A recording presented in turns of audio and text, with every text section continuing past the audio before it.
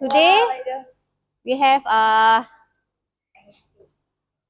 HD for attack and defense. Okay, antara S70 dan Vios City. Vios dan City. Okay. Okay, firstly kita punya daripada segi bahagian bonet dia lah. Untuk S70 bonet kita 500 liter. Untuk Honda City bonet dia 519 liter dan untuk Vios 475 liter.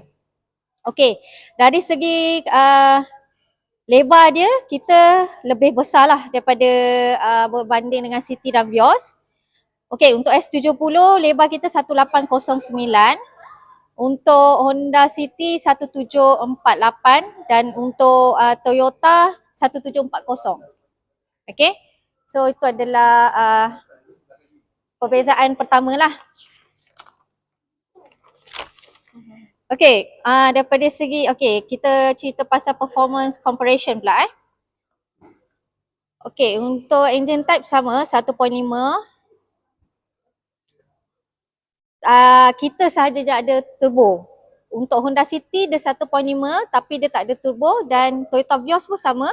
Dia 1.5 liter 1.5 tapi dia tak ada turbo. Hanya kita je S70 ada turbo charge. Okay.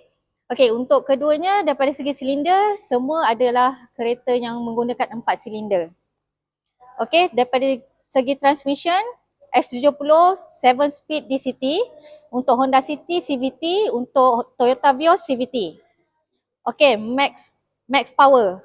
Okay, kalau untuk S70 kita paling tinggi lah iaitu 133 kW. Kalau untuk Honda City 89, kalau untuk Toyota Vios 78 sahaja. Okay, untuk daripada segi torque kita juga paling tinggi iaitu 290. Kalau untuk Honda City 145, kalau untuk Toyota Vios 138. Itu jauh antara torque kita lah paling laju boleh dikategorikan. Okey. Torque per liter. Okey, daripada segi minyak pun kita jimat 193.3.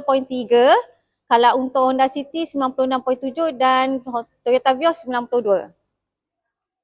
Okey. Okay, daripada segi performance comparison settle Okay, interior exterior comparison. Okay. Comparison.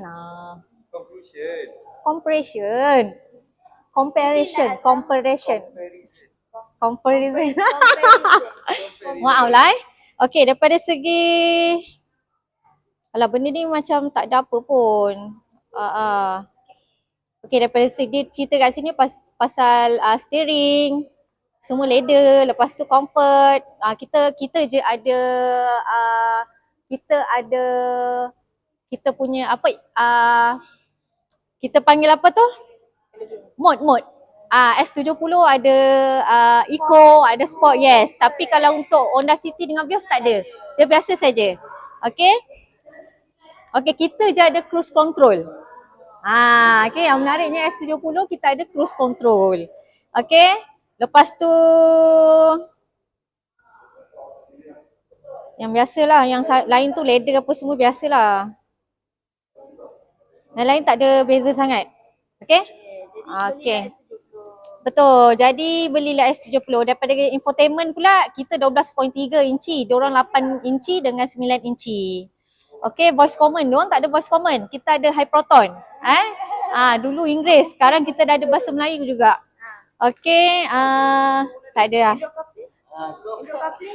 Okay, Apple CarPlay kita dah ada Apple CarPlay sekarang. Okay, kita dah ada Apple CarPlay. Diorang cuma ada Android player. Android player lah, betul lah? Audio player, okay.